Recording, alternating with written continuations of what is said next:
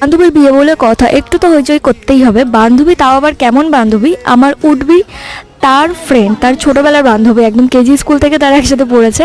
তারপর আমার সাথে মিট হয়েছিল কলেজে, আমি যখন কলেজে গেছি, একই কলেজে আমরা সবাই পড়তাম, সেখান থেকেই আমার সাথেও তখন বন্ধুত্ব হয়ে গেছে। তো এটা ছিল মুসলিম ব্রাইড বা মুসলিম ওয়েডিং বলতে পারো। ফার্স্ট টাইম আমি মুসলিম ওয়েডিং অ্যাটেন্ড করেছিলাম।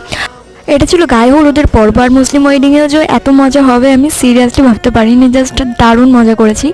আর আমি পরেছিলাম একটা ইয়েলো কালার কুর্তি, শাড়ি পরিনি এবারে।